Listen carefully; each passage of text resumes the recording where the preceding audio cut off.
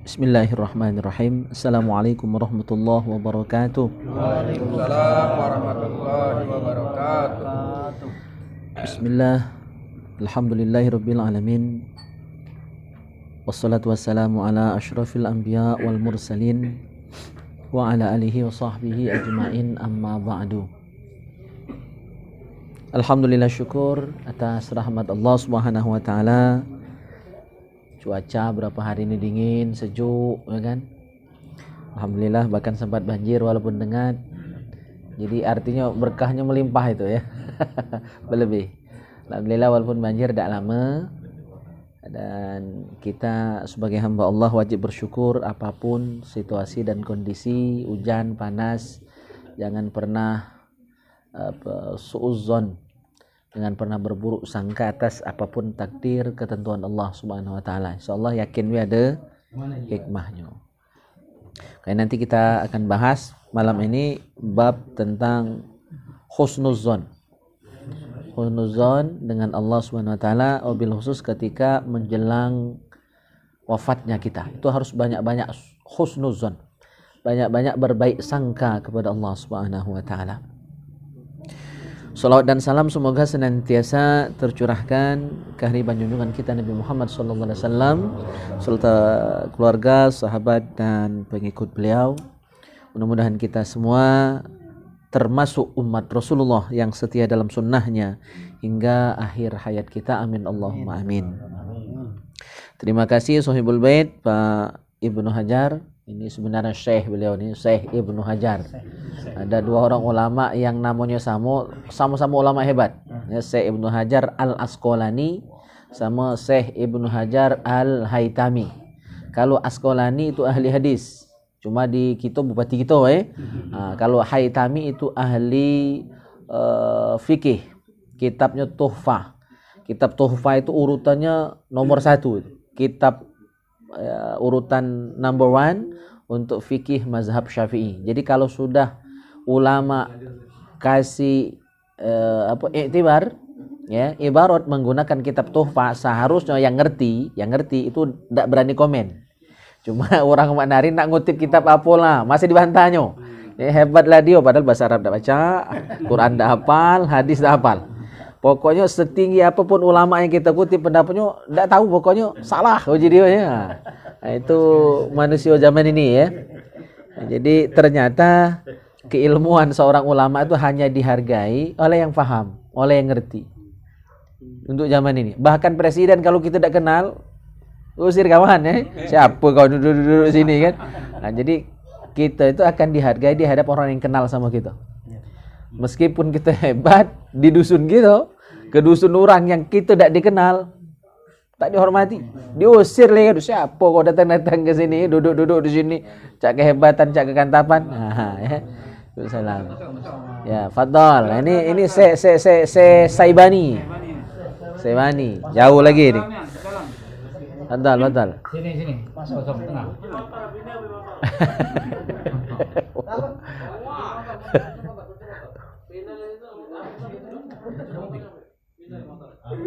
Siapa?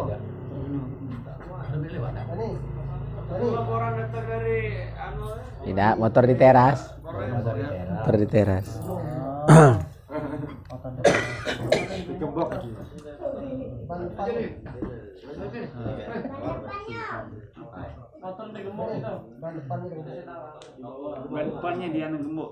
Ya. Kita bahas kitab Syarhus Sudur dulu, halaman 51. Minggu tadi kita bahas bab yang membantu untuk mengingat mati. Selesai satu bab. Minggu ini kita bahas bab tahsiniz zan billahi wal khaufi minhu. Bab husnuzan dengan Allah dan takut dengan Allah. Husnuzan dan takut. Jadi ini kalau bisa kita simpulkan, husnuzan dan takut kepada Allah ini harap-harap cemas. Harap-harap cemas. Harapan ada ya, sehingga kita tidak putus asa, tapi takut juga ada sehingga tidak ada apa? Tidak kepedean. Cak lah pastinan masuk surga ni. Cak lah pastinan amal kita diterima, itu juga tidak boleh. Jadi sikap kita seorang mukmin itu tengah-tengah, ya, antara berharap tapi cemas juga ada. Jangan kasih harapan sama sekali sehingga akhirnya kita ketakutan, ya, itu salah. Atau yakin nian, pede nian, ya, padahal kita ini masih banyak salah, banyak kurang di mana-mana. Nah, jadi sikap kita pertengahan, ya, bainal khauf war roja, ya, harap-harap cemas. Nah, wabil khusus sikap husnuzon, berbaik sangka dengan Allah ini harus lebih banyak lagi. Jadi kadarnya kalau kita masih sehat ini itu tengah-tengah, harap-harap cemas, ya, jangan berat sebelah, agak berat, agak susah kalau terlalu berat sebelah, ya. Nah, tapi ketika kita sudah di saat-saat sakaratul maut, detik-detik terakhir kehidupan kita, yang diajarkan di sini seharusnya muatan husnuzonnya lebih banyak. Ya, jadi kalau ditimbang kira-kira 70% itu husnuzon, lebih besar harapan. Maka ketika kita menghadir orang yang sedang sakaratul maut, enggak usah cerita dosa dia. Ya, enggak usah cerita tentang orang yang matinya sehari. Dia nanti akan berburuk sangka, akhirnya dia sedih dan dalam buruk sangkanya itu dia meninggal. Nauzubillah. Ya, karena kita itu sesuai dengan prasangka, ya, Allah akan menentukan kita itu sesuai dengan prasangka kita. Kalau prasangka kita buruk, yang kita dapat buruk. Kalau yang kita sangka baik, insya Allah yang kita dapat pun baik. Maka ini pelajaran dan nasihat untuk kita semua. Ketika kita membesuk orang yang sakit parah, yang mungkin sudah sampai pada saat sakaratul mautnya, jangan cerita yang takut-takut, yang serem-serem. Ya, enggak usah ngomong kematian ngantu, enggak usah. Kayak dia khawatir, takut, laju itu yang ada di pikirannya. Ya, enggak usah dulu cerita masalah neraka, ya, enggak usah.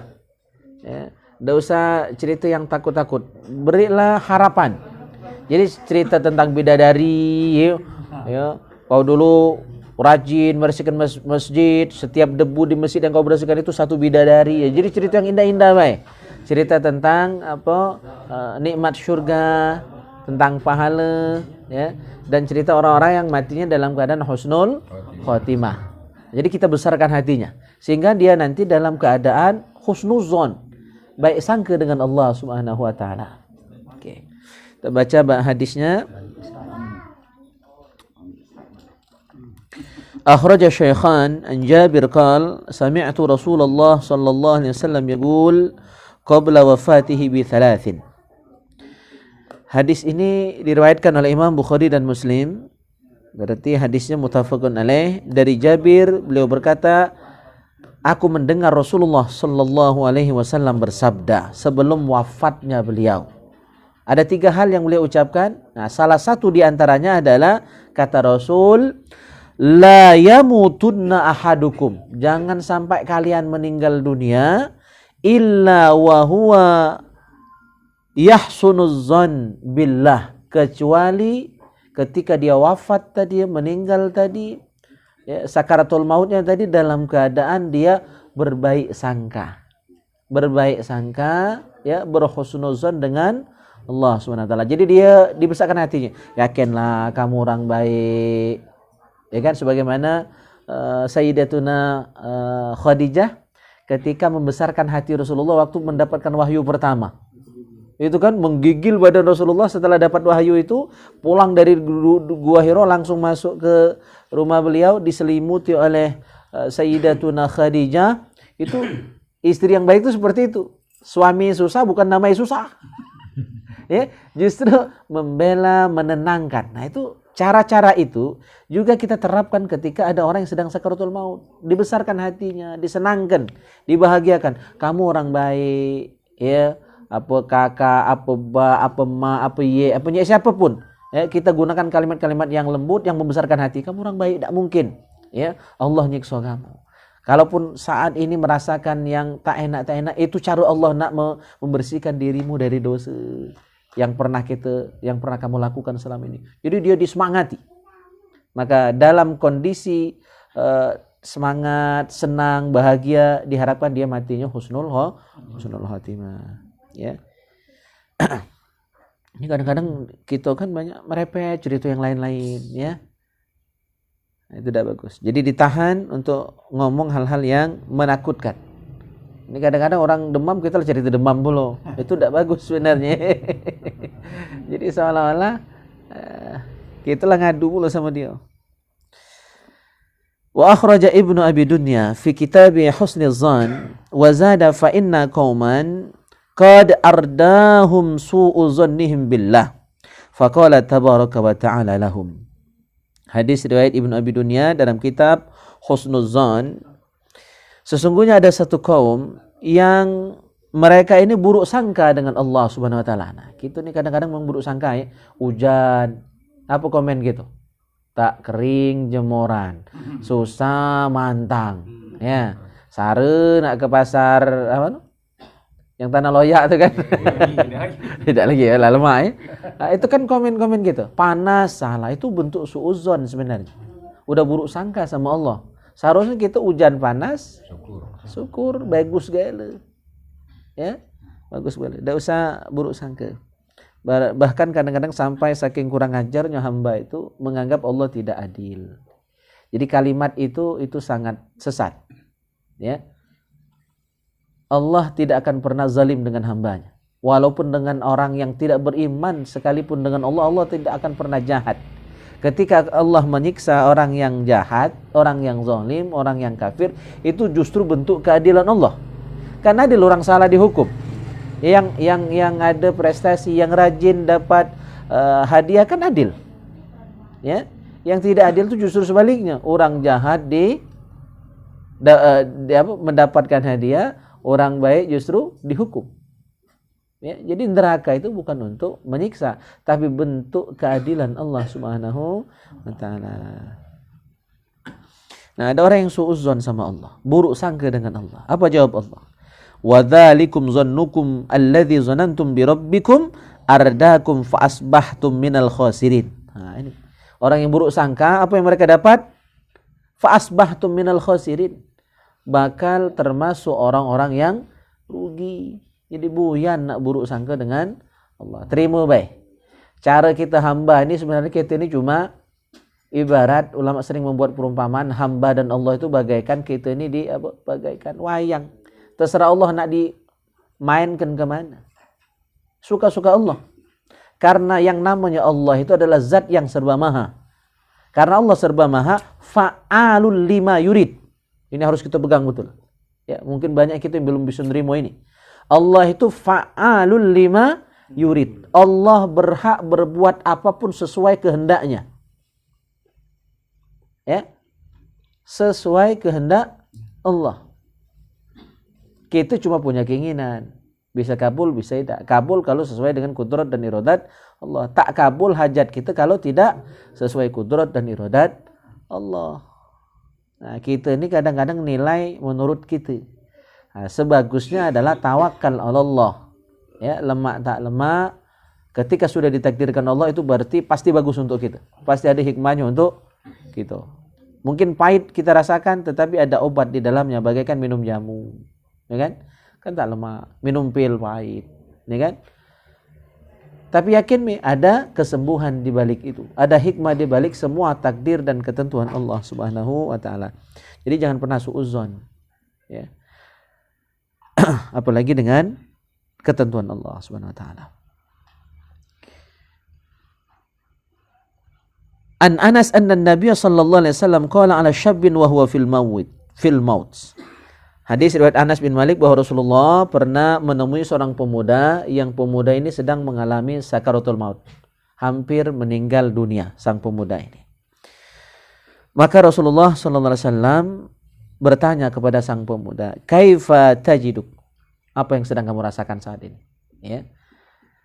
Apa perasaanmu saat ini ketika sedang mengalami sakaratul maut ini? Apa jawab pemuda ini? Ini anak muda. Maka kita yang sudah tua jangan kalah sama anak muda ini. Apa katanya? Arjullah wa akhafu zunubi. Aku berharap, ya, aku sangat berharap dengan Allah. Artinya beliau husnuzon, berbaik sangka, berharap dapat ampunan, berharap dapat rahmat, berharap masuk surganya Allah Subhanahu wa taala, berharap semua kebaikan beliau selama ini diterima, diberi pahala. dia diberi ganjaran oleh Allah SWT. Itu arjullah, berharap. Jadi ada harapan. Tetapi di samping itu wa akhafu dzunubi, tapi aku tetap khawatir jangan-jangan dosaku tidak diampuni Allah.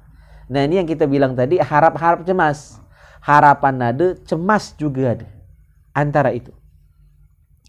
Apa kata Rasul? Faqala Rasulullah sallallahu alaihi wasallam, la yajtami'ani fi qalbi 'abdin fi mithli hadzal maudin. Tidak akan berkumpul dua sifat ini, ya, yaitu sifat apa tadi? Berharap ampunan Allah, berharap rahmat Allah, dan ada rasa takut terhadap dosa yang pernah dilakukan selama ini. Dua rasa ini, ya, itu tidak mungkin ada illa kecuali a'tahullahu ma yarjuhu wa ammanahu mimma yakhafu. Maka kalau ada orang yang punya perasaan ini, dia berharap dengan ampunan Allah, tapi tetap khawatir jangan-jangan tak diampuni, jangan-jangan amalnya tak diterima. Kalau kita punya perasaan ini, maka Allah akan karuniakan kita dua hal. Pertama, apa? A'tahullahu ma yarju. Allah akan berikan apapun yang dia inginkan. Apa yang kita inginkan? Kita ini sebenarnya cuma nunggu ampunan, nunggu rahmat, nunggu ridho. Kalau yang ini jelas ini, tidak usah ditunggu ya, lah pasti. Asal kita datang ke rumah Pak Ibnu Hajar, lacet to, makan apa namanya nih? Roti goreng ya kan? Apa lagi goma ya? Nah ini apam ya kan? Teh kopi lacet to. Tidak usah ditunggu, pasti datang, pasti ada. Nah, tinggal nuang ke baik. Nah, yang kita nunggu dan belum tentu dapat itu adalah ampunan, rahmat, ridho. Tiga inilah yang kita tunggu sebenarnya. Ampunan, rahmat, ridho. Tapi jangan pula kecil hati, insya Allah. Asal kita berharap kepada Allah, pasti dapat tiga ini. Ya. Nah, terus ketika kita khawatir, jangan-jangan dosa tidak diampuni. Jadi jangan dibalik. Yakinnya dosa diampuni itu salah sebenarnya. Ya. Yakin tenang be, pasti diampuni Allah. Allah kan Maha Pengampun. Tapi dia ngomong itu sambil meremehkan maksiat dan dosa, tetapi dia melakukan dosa dengan keyakinan Allah Maha Pengampun. Itu kan meremehkan sebenarnya deh. Ya. Nah. Yang kedua, wa ammanahu mimma yakhaf. Ya, maka Allah akan memberikan dia rasa aman dari apapun yang dia khawatirkan, dari apapun yang dia takutkan. Ya. Jadi apa perasaan sang pemuda tadi? Dia berharap Allah dan khawatir jangan-jangan dosanya tidak diampuni. Itu perasaan gitu. Nah, kita selama ini mana? Apa kepedean? Tenang, be, diampuni Allah Ta'ala dosaku, tapi masih maksiat. Nah, itu ngampu. Sebenarnya ngampu itu. Memang Allah Maha Pengampun, tapi jangan gunakan itu dalil untuk melakukan maksiat. Ya? Gitu. Jadi Anil Hasan qol, dari Al Hasan beliau berkata, balaghani an Rasulillah sallallahu alaihi wasallam annahu qol, telah sampai kepadaku berita, informasi, khabar bahwa Rasulullah bersabda, qala rabbukum, Tuhan kalian, kata Rasulullah sallallahu alaihi wasallam, la ajma'u ala abdi khaufain. Jadi Allah berfirman, ini hadis qudsi. Aku, kata Allah, tidak akan mengumpulkan pada hambaku dua macam ketakutan. Ya. Wala ajma'u lahu amnain. Dan aku juga tidak akan mengumpulkan dua rasa aman. Tidak mungkin terkumpul dua rasa takut sekaligus sama dua rasa aman sekaligus. Faman khafani fid dunya amantuhu fil akhirah. Ya, amintuhu fil akhirah. Barang siapa takut kepadaku, kata Allah, di dunia, kalau kita takut kepada Allah di dunia, maka Allah akan membuat kita menjadi aman. Ya, Allah akan mengamankan kita di akhirat nanti. Itu yang dimaksud, tidak akan berkumpul dua rasa takut. Ya, jadi pasti siko-siko. Kalau kita di dunia ini takut dengan Allah, insya Allah aman di akhirat kaki. Kalau kita balik, kalau tidak takut dengan Tuhan di dunia ini, bakal tak aman di akhirat kaki. Kalau orang tidak takut pasti basing-basing. Nah, tenang baik. Sama cak orang merasa dekat dengan pejabat, kan biasanya agak selonong boy kan, apalagi baknya dewi yang pejabat. Nah, kan tenang baik, masuk penjara bak, pajak mebaskan. Wah, pajak nolong. Itu karena ngandelin. Nama itulah orang yang tidak rasa takut dengan Allah itu. Akhirnya dia sembarangan. Tetapi untuk menimbulkan rasa takut dengan Allah itu harus kenal dengan Allah, sifatnya, asma'nya, af'alnya, baru pacak takut. Mau juga yang cerita di awal tadi, mana orang tak kenal, tak akan hormat, ya kan? Tak akan salut sama gitu. Hebatlah gitu di dusun gitu, bertandang ke dusun lain yang orang tak kenal sama gitu, tak dihormati, tak dihargai. Jadi intinya kenal. Makanya penting belajar ilmu ma'rifatullah, mengenal Allah, ilmu tauhid, ilmu ketuhanan, sifat 20. Itu ilmu yang sama itu sebenarnya, cuma beda-beda istilah saja, intinya sama. Nah, sebaliknya, waman aminani fid dunya akhaftuhu fil akhirah. Dan barang siapa merasa aman denganku di dunia, maka bakal takut di akhirat lagi. Karena orang yang merasa aman di dunia, akhirnya dia merasa tak perlu ibadah, ya. Dia melakukan maksiat dengan keyakinan Allah Maha Pengampun, akhirnya tetap maksiat. Sebenarnya memang Allah Maha Pengampun, cuma jangan jadikan itu tameng untuk maksiat, itu yang salah. Jadikan andalan, jadi tameng, ya. Akhirnya tetap maksiat. Jadi dia menyalahgunakan, artinya itu menyalahgunakan nama Allah Al-Afu Al-Ghafur, pemaaf dan pengampun itu.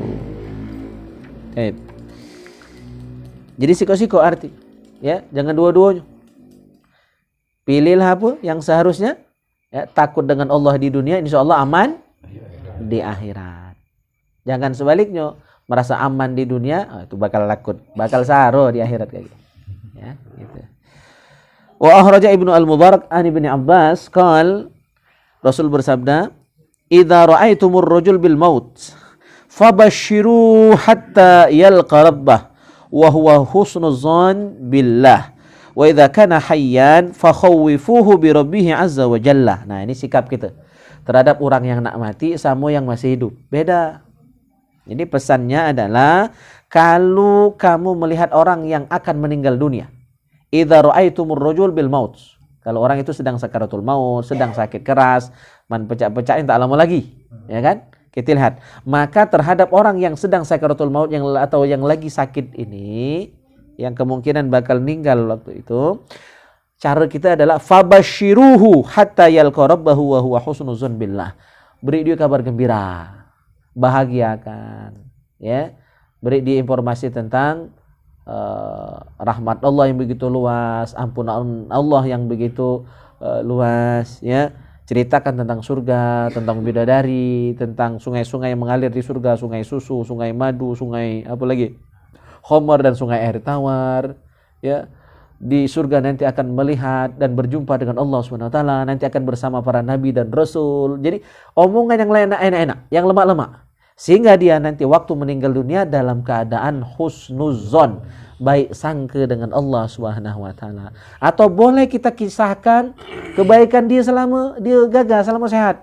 Dulu masjid di kampung kita nih kamu banyak nyumbangnya, ya, karena kamu waktu jadi pengurus dulu luar biasa aktif, ya kan? Itu boleh, ya, untuk orang yang sedang sakaratul maut itu boleh disebut, karena dia tidak mungkin lagi nak mikir, nak minta alam, tidak mungkin lagi, ya. Tujuan kita membesarkan hatinya sehingga muncullah kebahagiaan dia berjumpa dengan Allah nantinya. Jadi tidak takut mati, jadi dia senang karena kematian itu nanti akan balik kampung. Ya, mudik, balik ke rumah, tentu kan bahagia. Nah, itu yang diceritakan, yang bahagia-bahagia, yang enak-enak, yang bagus-bagus, yang senang-senang. Sebaliknya untuk yang tubuh masih gagah ini, ya, mana caranya? Wa idza kana hayyan. Untuk yang masih gagah, masih sehat, masih hidup, apa cerita kita? Fa khawwifuhu bi rabbih. Banyak cerita yang buat takut. Ya, biar tidak berani maksiat, biar tidak berani berbuat dosa. Maka galak nge-share tentang mereka, ya kan? Tentang malaikat Zabaniyah. Makanya kitab ini tentang mati ini kita bahas tiap minggu, ya, di majelis kita Al-Maghfirah ini. Dan di malam Sabtu di Musola Pasar itu kita bahas kitab Tazkiratul Qurtubi. Isi kitabnya sama, tentang mati juga kitab itu. Dua kitab itu sama bahasnya, ya. Jadi untuk yang masih hidup, rajin-rajin bahas yang nakut-nakuti. Termasuk saya pribadi dari MTS dulu, memang dari sekolah di pondok dulu, hobi ngapal hadis yang nakut-nakuti diri dewek. biar aku tidak berani pujaan, tidak berani pacaran, tidak berani ganggu anak gadis orang, ya kan? Maka saya sengaja ngapal hadis, la ayu tu'ana fi ra'si ahadikum bimahitin min hadid khairul lahu min ayyamas samra'atan la tahillu lahu. Saya ngapal hadis itu kelas 3 MTS, Ustaz Zolihun. Di saat sudah ada rasa, ya kan, dengan lawan jenis, pubertas saat itu ya Pak Walija, ya kan? Itu umur-umurnya. Nah, maka selain memang dilarang pondok, saya juga melarang diri saya sendiri untuk tidak basing-basing. Padahal kawan-kawan ada juga yang maling-maling ngirim surat, ya kan, minjam sewet gadis. Zaman itu kan masih ya, masih musim tuh kan. Sampai-sampai kiai pun kalau ngajar itu pakai ya kalimat-kalimat itu juga, fa'ala yaf'ulu kan. Kalau belajar di pondok itu fa'ala yaf'ulu ya. Fi'il madi, fi'il mudhari, ya kan, fa'ala yaf'ulu kata kiai, sewet gadis tinggal ke dulu. Jadi, saking terkenal masa itu. Nah, saya pun ya pernah remaja juga, Doli ya. Ya kan? Zulfi pernah juga. Jadi pernah juga ada hasrat ingin pacaran, ingin pujaan, ya kan? Bahkan dan sebagainya. Nah, saya menakuti diri dewe untuk dak basing-basing. Maka dak berani megang anak gadis wong, dak berani.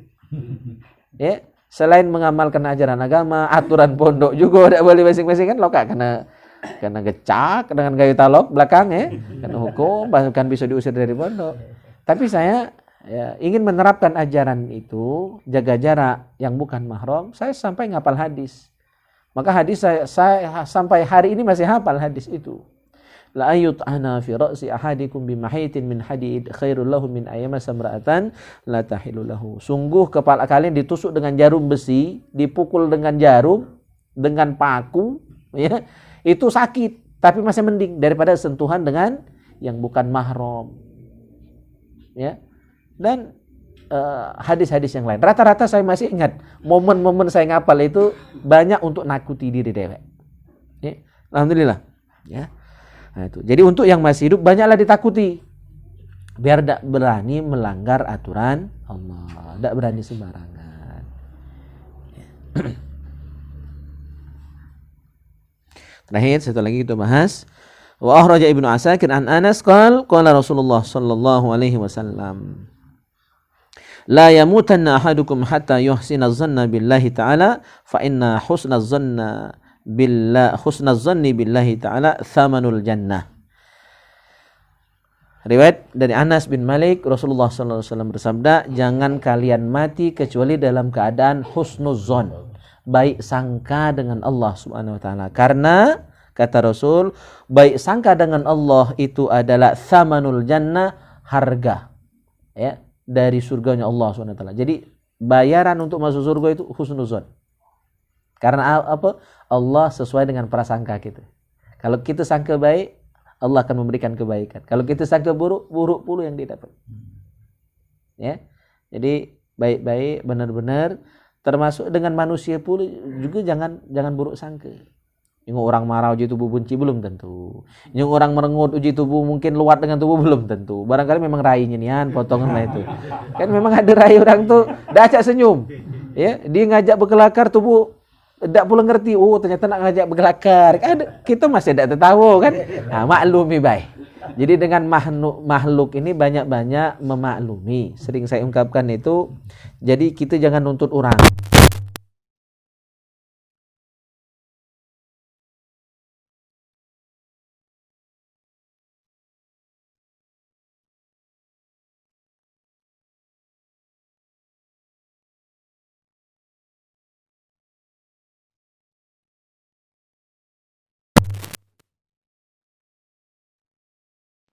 Kecil pandang dia masih lebih baik dari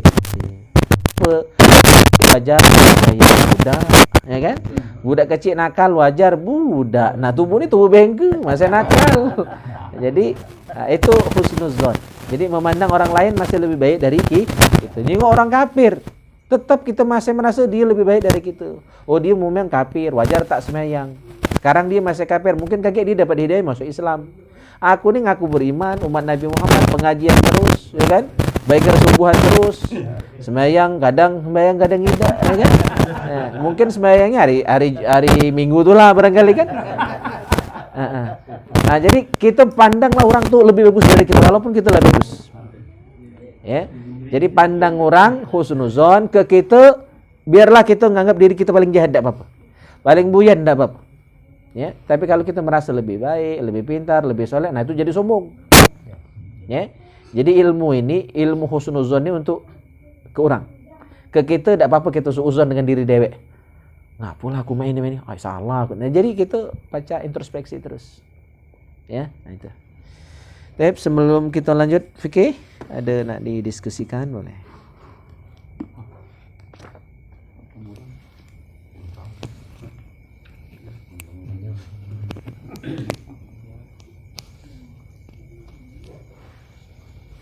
Nengok anjing ya kan, basing baik, nengok kucing, berak basing baik kan, wajar, binatang ya kan, kita basing baik.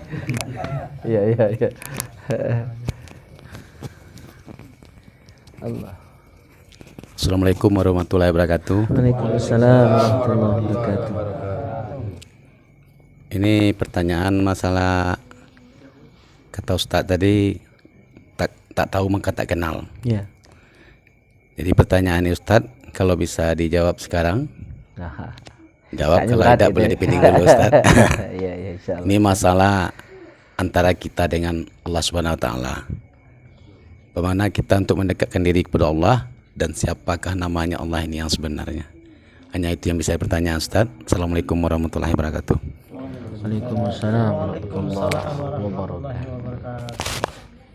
Ya, jadi awwaluddin ma'rifatullah. Pokok ajaran agama, inti dari ajaran agama itu, bahkan ini yang pertama kali seharusnya kita pelajari adalah ilmu mengenal Allah.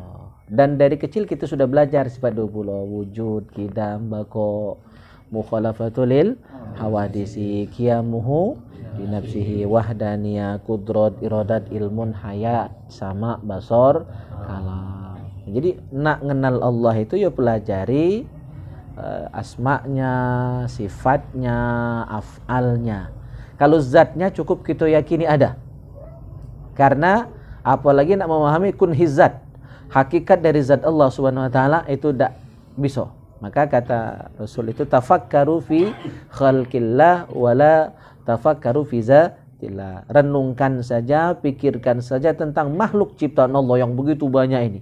Insya Allah itu akan menjadi sebab kita makin beriman, makin kagum dengan kebesaran Allah, keagungan Allah, dengan melihat, memperhatikan, merenungkan segala ciptaannya. Tapi jangan pernah pikirkan zat Allah, kita tidak nyambung ke sana. Mikirkan zat kita lagi, kita tidak selesai kan, tidak tuntas gitu. Ya, mikirkan diri kita dewek. Nah, jadi pikirkan saja makhluk ciptaan Allah, insya Allah iman kita akan makin mantap. Jadi mengenal Allah, ya, itu dengan cara belajar ilmu tauhid, belajar ilmu usuluddin atau ilmu sifat 20. Intinya nak kenal Allah itu dengan 3 asma'nya, ya, asmaul husna, ya kan, dari Allah dan seterusnya. Terus sifatnya yang sifat 20 tadi, sifat wajib bagi Allah 20, sifat mustahil bagi Allah 20, sifat jaiz 41. Terus ditambah juga dengan mengenal Rasul juga, ya, 4 sifat wajib bagi Rasul, 4 sifat mustahil bagi Rasul, dan 1 sifat jaiz bagi Rasul, 9, ya kan. Nah, 41 tambah 9 50. Dan sebenarnya dalam diri kita ini, makanya kita disuruh untuk merenungkan diri kita dewek. Ada hadis yang sangat terkenal, ada bilang hadis, ada yang bilang ini bukan hadis. Kita terlepas dari perbedaan itu, tapi maknanya diyakini seluruh ulama maknanya benar. Apa kalimat yang dimaksud? Ya, bahwa man arafa nafsahu faqad arafa rabbahu. Siapapun yang sudah mengenal dirinya pasti mengenal Tuhannya, mengenal Allah Subhanahu wa taala. Maknanya apa? Kalau kita kenal kita ini lemah, berarti Allah itu maha kuat. Kalau kita kenal diri kita ini lolo, berarti Allah maha berilmu, ya. Kalau kita kenal kita ini sebenarnya tidak punya apa-apa, miskin kita ini, kalau bukan karena karunia Allah, berarti Allah maha kaya. Nah itu. Jadi kita kenal kita bukan siapa-siapa, ya. Kita ini cuma mazhar, cuma bayangan. Hakikat bayangan kan tidak kati. Kalau tidak kati, intinya. Nah, jadi kita ini bukan siapa-siapa. Maka kita ketika sudah yakin itu, ya, fana, hilang kita ini, tidak kati lagi kita. Yang ada hanya Allah. Itulah la ilaha illallah. Nah, dari seluruh asma Allah yang 99 itu intinya ya Allah. Ya. Maka kalimat Allah itu dia mencakup yang lain, tapi asma Allah yang lain tidak bisa menggantikan, tidak bisa mewakili kalimat Allah. Ya, makanya takbir yang kita bahas malam Ahad kemarin, ya, takbiratul ihram dan takbir-takbir yang lain dalam sholat, itu tidak boleh Allahnya diganti dengan asma Allah yang lain. Tidak boleh Ar-Rahmanu Akbar, hanya boleh Allahu Akbar. Walaupun Ar-Rahman juga nama Allah. Jadi Allah itu tak tergantikan. Tidak boleh Ar-Rahimu Akbar, walaupun Ar-Rahim juga asma Allah. Al-Karimu Akbar, ya, Al-Adlu Akbar dan sebagainya. Hanya sah Allahu Akbar. Gitu. Ya. Nah, dalam diri kita perhatikan. Man arafa nafsah faqad arafa rabbah tadi. Banyak tanda-tanda kuasa Allah. Kalau kita baca, telinga kita ni kan, jengoklah. Ya, ini alif, ini lam, ha, Allah ini. Ya, ini garis ini bukan tanpa alasan, ini tasydid sabdu ini. Ya. Nah, kalau dah kata ini apa juang tu? Jadi-jadian itu, bukan manusia. Ya. Ini garis ini tasydid ini, gaji. Tangan kita. Ini. Ya. Ini alif, lam, ha, Allah ini. Bacalah. Allah kan? Telinga. Apalagi telinga budak, tu perhatikanlah. Yang masih punya bayi, ya. Atau yang belum ada, buatlah bayi kan. Ya, kalau belum dapat ngojo Ustaz Taufik almarhum, goyori. Pokoknya ada tu lah kakek masanya. Goyori baik. Yang bujang-bujang jangan berani ngoyori. Cari kanti dulu. Ya, telinga bayi itu jengoklah. Lubang telinga itu Allah tulisannya. Kan begitu banyak ayat-ayat Allah di diri kita. Nah, ini kalau garis tangan saya sangat jelas ya. Besar tebelnya. Ini angka 1. Ini angka 8. 18 kan? Nah, ini angka 8. Sarap tapi mengajar ya. Sarap. Ini 8, ini 1. 81. 81, 18. Tambah ke? 99. Angka apa 99? Al-Asmaul Husna. Luar biasa kan? Tangan kita temukan tulisan Allah. Nak bolak-balik mana? Ya. Jadi tidak usah jauh-jauh. Pahami, kenali diri kita kita lah sudah bisa mengenal Allah. Allah tunjukkan sudah tandanya, ayatnya di dalam diri kita sendiri. Dan di seluruh alam jagat raya ini. Begitu banyak tanda-tanda kuasa Allah. Nah, disitulah letak pentingnya tafakur. Ya, merenung. Makanya kata Nabi, merenung 1 jam itu sama nilai dengan ibadah 70 tahun. Tapi merenung ke apa dulu? Merenungkan utang, ya kan? Merenungkan tagihan yang banyak, ya kan? Merenung ke mahar itu bukan yang dimaksud. Merenungkan tentang kuasa Allah. Itu ya. Ya. Waalaikumsalam warahmatullahi wabarakatuh.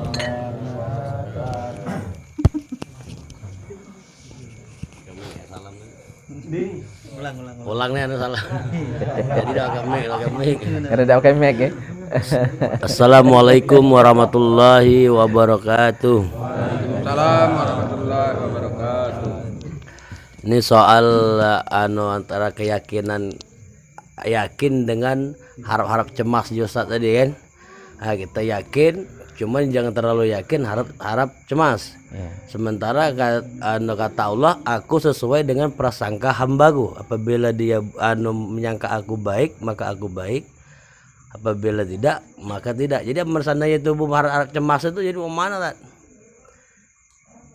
Sadar kita berdoa kan, antara lain kan. Aku yakin dan asal ya kita berdoa itu kan harus yakin kan. Nah kalau ditambah dengan cemas, meleset lagi itu. Nah, itu ya. Jadi ya minta penjelasannya Tan. Iya. Oke, assalamualaikum warahmatullahi wabarakatuh. Iya. Waalaikumsalam warahmatullahi wabarakatuh. Waalaikumsalam. Jadi teorinya begitu, harap-harap cemas itu perpaduan antara bainal khauf war roja. Jadi ada rasa takut, ada juga ada harapan. Nah, mana prakteknya? Jadi waktu berdoa kita yakin. Cuma keyakinan kita, doa kita tadi dikabulkan itu harap 100% kita yakin dikabulkan karena Allah Maha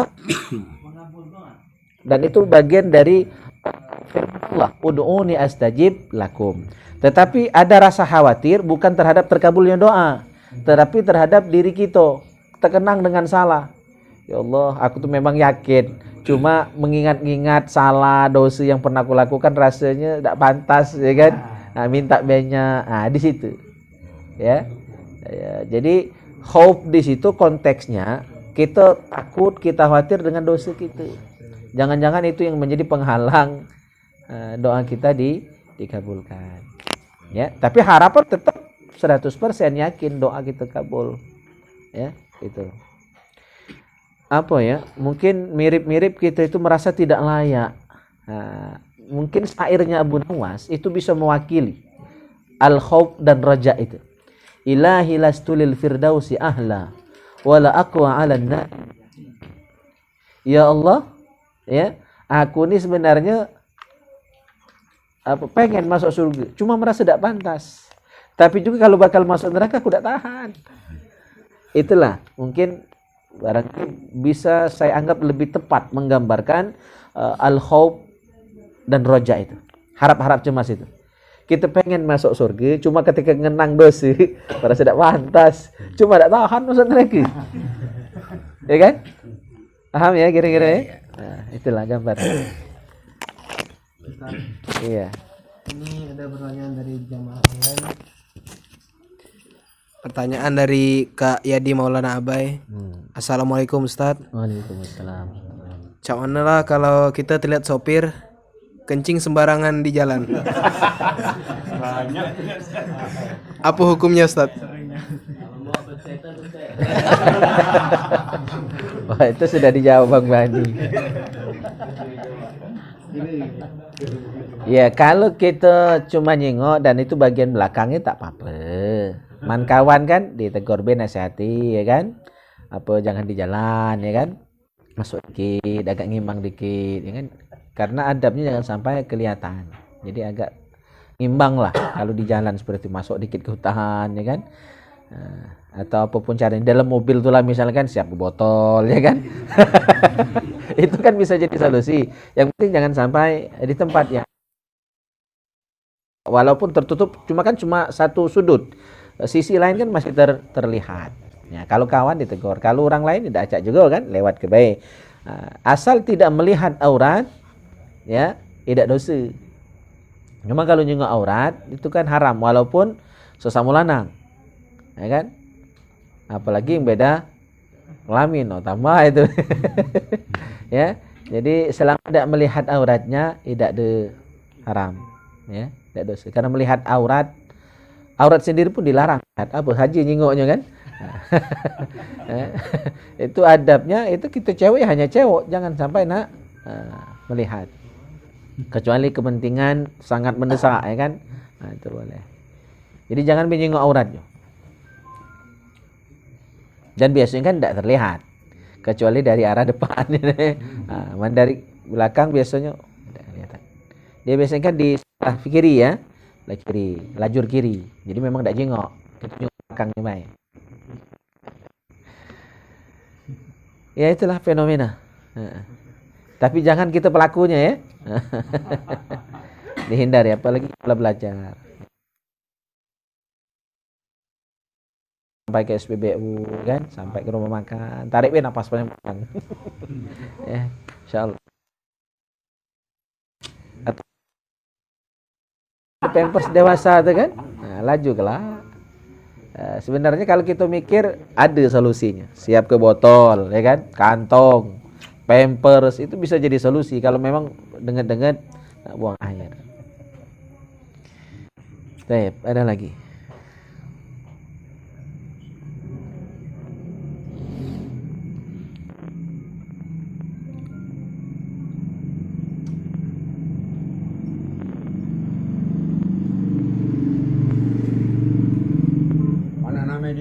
Namanya bertanya apa? Namanya dari mana? Itu. Dari camping ah. Nah bertanya. Gini. jadi sasaran nih. Iya sunyi.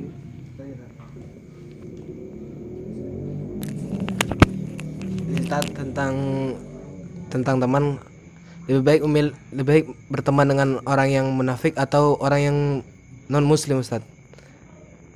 Iya, kata yang bagus itu. Iya, tapi begini, kan sudah pernah saya terangkan juga di beberapa majelis. Tergantung kita, karena kita ini macam-macam kan.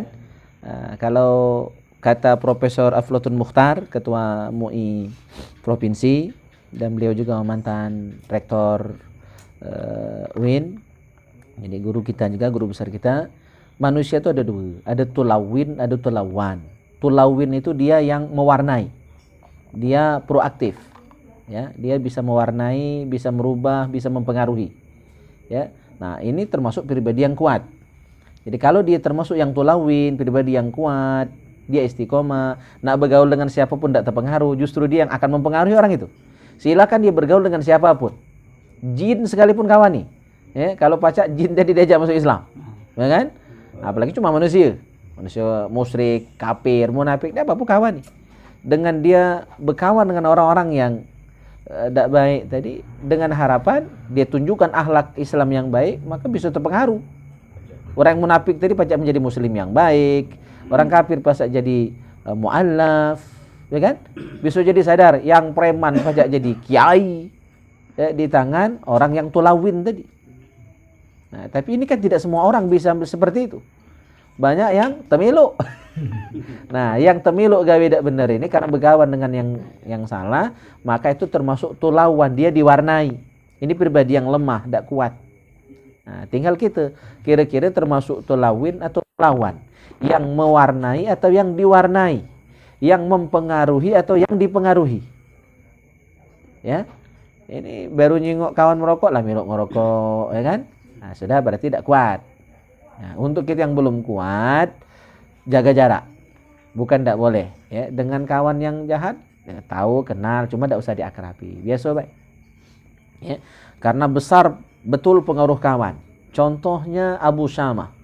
Abu Syamah itu anak Umar bin Khattab radhiyallahu anhu. Kurang apa Umar bin Khattab mendidik anaknya, luar biasa. Ya, Abu Syamah itu anak Umar bin Khattab. Dan beliau dihukum mati oleh ayahnya sendiri karena pernah nakal. Nah, yang jarang diungkap adalah Abu Syamah ini, ngapu dia sempat melakukan zina, dan akhirnya wanita yang dizinai itu sampai hamil, dan wanita tadi ngadu kepada Umar, dan Abu Syamah ngaku memang dia pelakunya. Akhirnya dicambuk 100 kali sampai mati. Sampai mati. Anak Umar, anak khalifah, anak raja, anak presiden. Beda zaman ini, kalau bebas itu kurasa. Zaman Umar enggak. Dihukum. Walaupun anak Amirul Mukminin dihukum. Salah, benar. Itu cara Umar, tegas beliau dalam memimpin, adil beliau dalam memimpin. Nah, yang jarang diungkap adalah kenapa Abu Syamah sampai melakukan hal itu. Ternyata dia mabuk. Ngapa dia mabuk? Nah, ini yang jarang diungkap. Ternyata dia berkawan dengan orang Yahudi.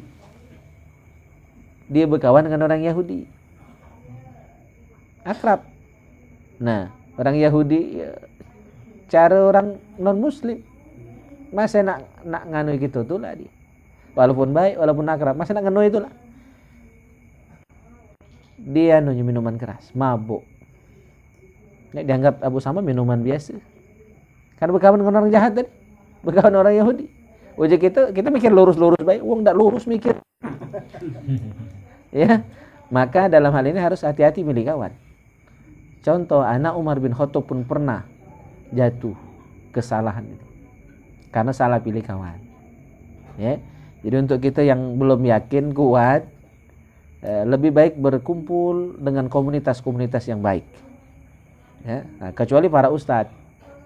Ya, memang dakwanya harus mencakup seluruh, bukan cuma di masjid, tapi di tempat-tempat yang tidak tersentuh dakwah sekalipun dia harus tetap masuk.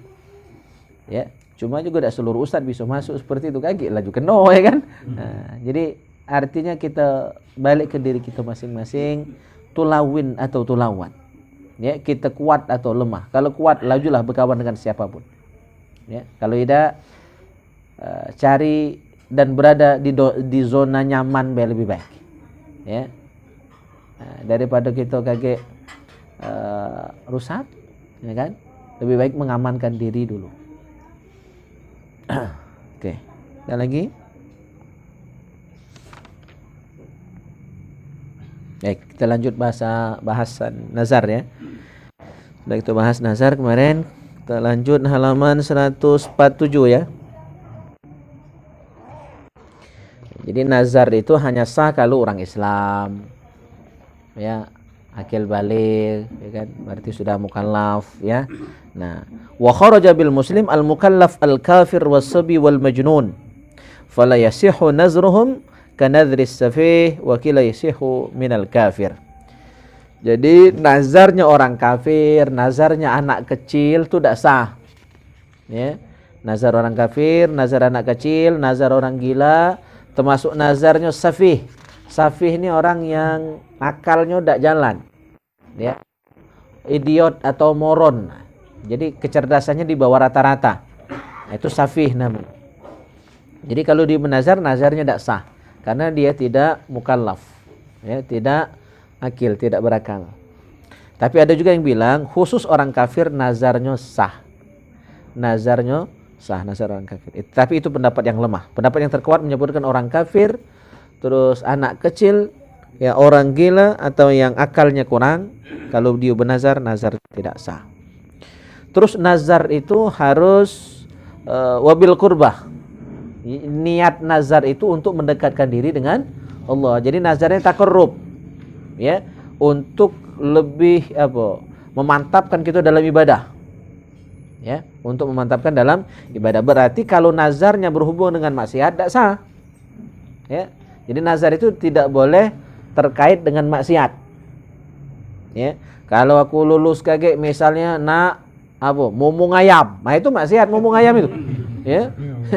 Kalau lulus PNS misalnya, nak pesta sabu-sabu misalnya, itu maksiat, haram. Ya. Tidak boleh, tidak sah nazar. Itu. Jadi nazar itu hanya terkait dengan taqarrub bil qurbah, terkait dengan ibadah yang makin mendekatkan kita dengan Allah Subhanahu wa taala. Tidak sah maksiat. Ya. Nah, termasuk contoh maksiat di sini contohkan kasaumi ayyamit tasyrik. Seperti dia bernazar pengen puasa pada hari tasyrik. Itu kan haram. Ya, setahun itu ada 5 hari yang haram puasa. Ya. Tanggal 1 Syawal. Ya kan? Lebaran Idul Fitri. Tanggal 10 Zulhijjah, Lebaran Idul Adha. Terus tanggal 11, 12, 13 tasyrik. Nah, 5 hari ini haram puasa. Dia bernazar nak puasa di hari tasyrik. Ya haram. Ya, tidak sah berarti nazarnya. Wa salatin la sababa laha fi waqtin makruhin falayan akidani. Termasuk tidak sah karena nazar ini termasuk nazar yang dilarang. Ya. Misalnya dia pengen sholat di waktu yang terlarang. Ada berapa waktu yang terlarang untuk sholat? 5 ya. Sudah sholat subuh. Terus sudah sholat asar. Terus matahari terbit. Baru terbit. Bukan setelah terbit. Kalau setelah terbit itu boleh. Waktu syuruk namanya. Terus waktu matahari tengah. Pas tengah-tengahnya. Ya.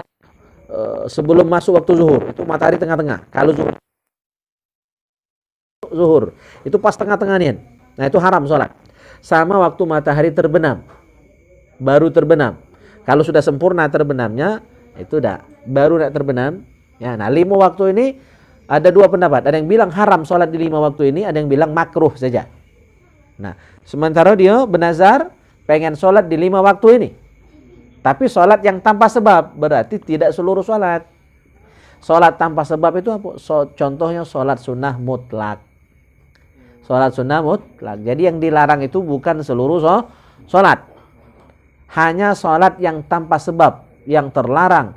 Baik haram ataupun makruh. Ada 2 pendapat. Hilafiyah ya. Ada yang bilang haram, ada yang bilang makruh. Sholat di 5 waktu itu hanya sholat tanpa sebab. Ya, sholat tanpa sebab. Contoh sholat tanpa sebab adalah sholat sunnah mutlak. Ya.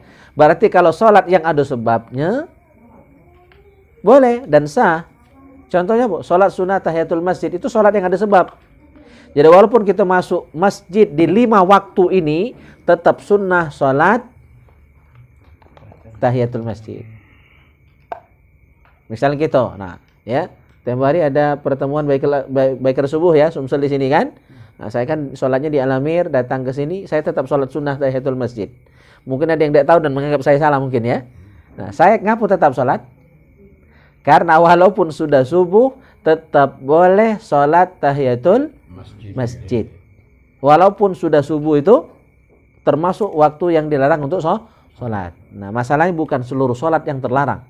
Yang terlarang hanyalah sholat sunnah mutlak. Kalau atas nama qobliyah yang ditakhir, boleh. Atau tahiyatul masjid, boleh. Nah, kita masuk masjid sebelum maghrib. Itu kan waktu yang dilarang sholat, sebelum maghrib itu. Sudah asar sebelum maghrib. Cuma kalau kita masuk masjid nak sholat maghrib, ya, menunggu azan maghrib, kita datang, kita sholat tetap sunnah tahiyatul masjid. Karena sholat tahiyatul masjid tidak termasuk sholat yang terlarang pada 5 waktu tadi. Paham ya? Nah, jadi balik ke masalah nazar tadi. Kalau kita nazar mau sholat mutlak di 5 waktu itu, maka nazarnya tidak sah. Ya, karena itu nazarnya maksiat termasuk. Arti maksiat itu melanggar aturan. Ya. Jadi jangan sempitkan arti maksiat. Seringkali kita dengar maksiat, tidak boleh maksiat. Seolah-olah maksiat itu cuma ngawasi yang bukan mahram, cuma zina ya. Nah, maksiat itu seluruh pelanggaran aturan. Itu namanya maksiat. Arti maksiat itu durhaka, membangkang, tidak nurut kata, ya, tidak nurut aturan, itu maksiat.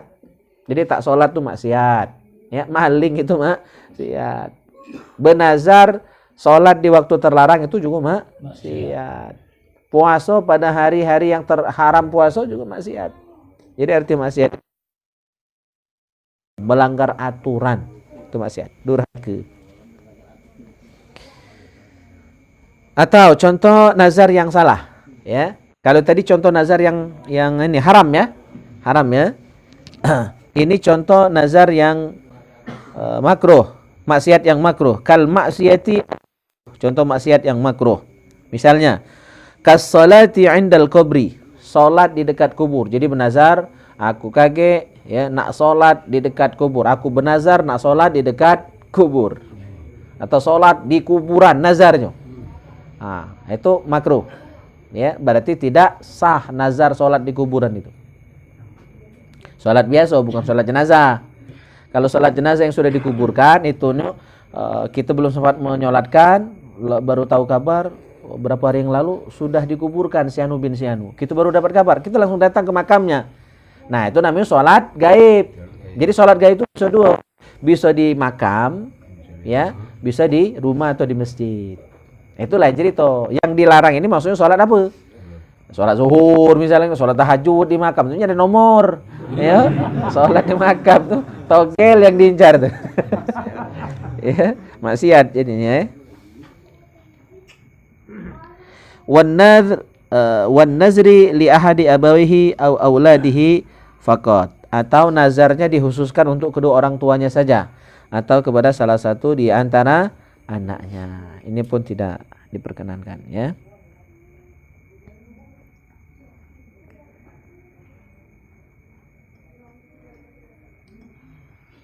Sampai situ dulu.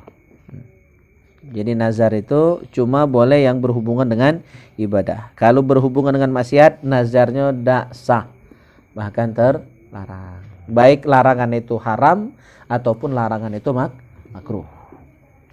Ya.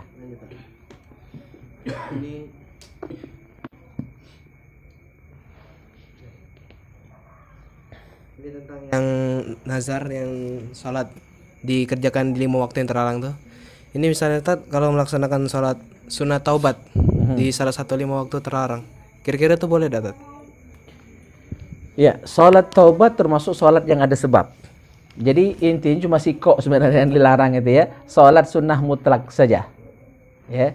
Nah, di sini banyak orang salah paham kan, seolah-olah seluruh sholat dilarang. pada 5 waktu itu enggak. Hanya satu sebenarnya, yaitu sholat sunnah mutlak. Nak mengkodok sholat, sudah asar, sudah subuh, boleh mengkodok sholat, ya, tetap boleh. Walaupun itu waktu yang terlarang, ya. Sholat taubat termasuk sholat yang ada sebab, ya. Sebabnya apa? Taubat, ya kan? Jadi sholat sunnah taubat itu tetap boleh, ya. Sholat tahiyatul masjid boleh, ya, itu. Ini yang ada yang tadi. Raju lah, dekat dulu. Nah, ini Oke, kamu merajuk. kebanyakan mereka tuh kadang-kadang aku melihat di masjid ya. Dia sudah berwudu, masuk masjid, bukan sholat tahiyatul masjid, bahkan langsung duduk. Itu kira-kira hukumnya apalah? Oh, langsung duduk. Nah itu ya. Ya.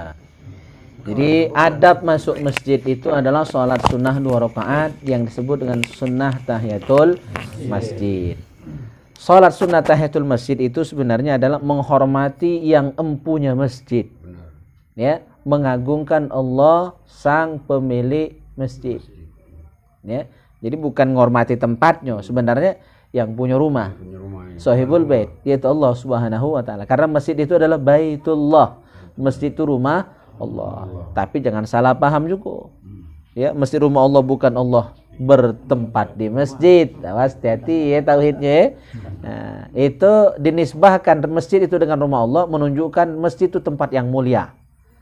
Kemuliaannya, ya, makanya dinisbahkan dengan Allah. Ya, gitu. Nah, jadi kalau masuk masjid langsung duduk itu makruh. Ya, perbuatan itu termasuk makruh, perbuatan yang terlarang, yang tidak disukai oleh Allah dan Rasulnya. Nah, cuma kalau lah duduk, lah habis masa untuk tahiyatul masjid, jadi tidak sah lagi nak tahiyatul masjid karena sudah habis waktu. Ya, jadi tidak boleh lagi. Maka boleh diganti tahiyatul masjid itu kalau misalnya waktu tidak memungkinkan. Misal kita hadir untuk acara tabligh akbar, orang lah penuh, tak ganti lagi slot di masjid itu, tidak ada lagi tempat kita nak tahiyatul masjid atau tidak enak, ya kan? Boleh diganti dengan 4 kali baca tasbih. Dalam kitab I'anatul Talibin disebutkan mengganti tahiyatul masjid itu boleh dengan 4 kali tasbih. Cuma jangan tiap hari, sesewaktu-waktu, ya. Subhanallah walhamdulillah wala ilaha illallah wallahu akbar. 4 kali, itu sama dengan pengganti 2 rakaat salat tahiyatul masjid. Pada saat tertentu lagi ada acara, ya, atau kita datang lah sudah mepet, lah sudah komat, nah, ganti saja dengan itu. Tapi jangan tiap hari masuk masjid, nah itu terus, ya. Nah, itu salah ilmu lah, salah guna itu, ya. Andalin. Ya.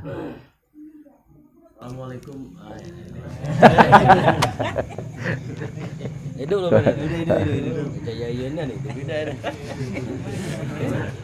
Assalamualaikum warahmatullahi wabarakatuh.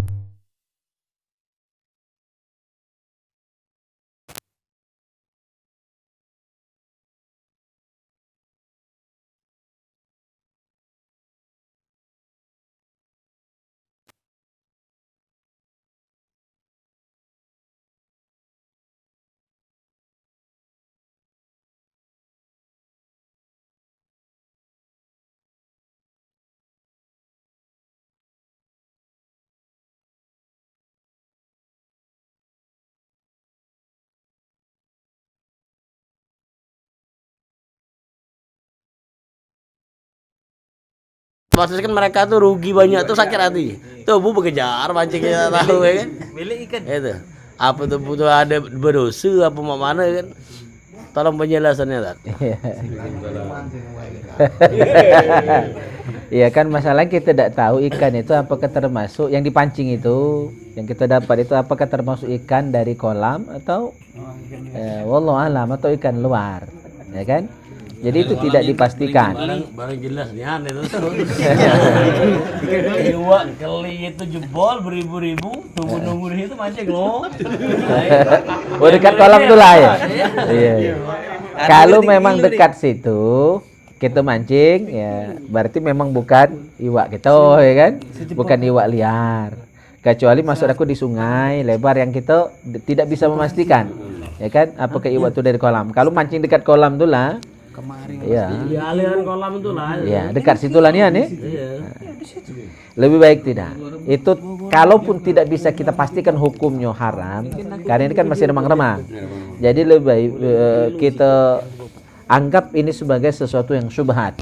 Nah, yang syubhat itu lebih baik dihindari. Ya, lebih baik dihindari. Untuk memastikan haram kan tidak bisa dipastikan itu, karena iwak itu lah keluar lah liar. Iya. Tuanya tidak banyak nangkapnya juga. Sakit hati kan. Itu bukan ngakak tahu kerena kan. Banyak rugi orang ratusan juta rugi. Iya. Tuh bu jangan tahu ya, kalau ada sana sih. Ay berdosa jadi kalau itu kerena. Antar rumah ikan ya. Ikhlas kebaik. Iya. Bagi yang punya kolam, ya senang tak senang, itulah terjadi.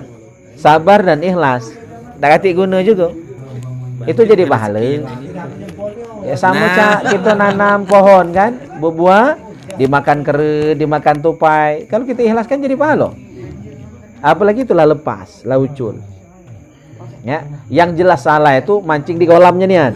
Nah, itu yang jelas salah. Kalau laucul itu saya tidak berani tegaskan itu haram. Ya, paling banter subhat.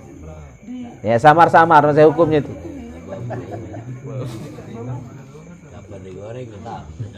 Lah digoreng ya. Kalau itu berarti abu-abu ya sebenarnya. Abu-abu Tapi masih. digoreng hitam. Ibu ya.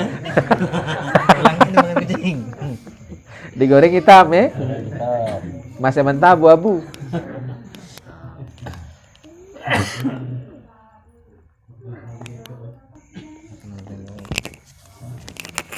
Allah. Masih cukup? Caknya ya. Mana Mang Wahab? Cukup.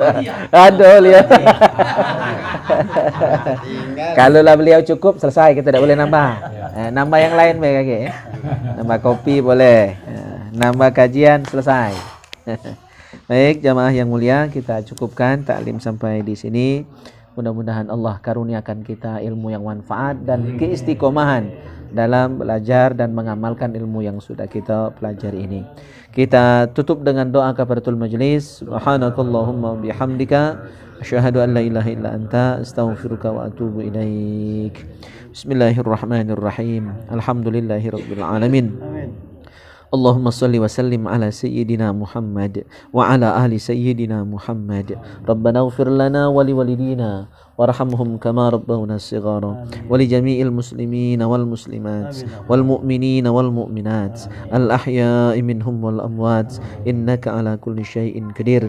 Allahumma ya muhawwil al ahwal hawwil halana ila ahsanil hal. Allahumma ij'al anfusana anfusan tayyibatan mutmainnah ta'i'atan hafizatan tu'minu biliqa'ik wa taqna'u bi'ata'ik wa tarda biqada'ik wa tahsyaka haqqa khasyatik wa la hawla wa la quwwata illa billahil aliyyil azim. Rabbana atina fid dunya hasanah wa fil akhirati hasanah wa qina adzaban nar.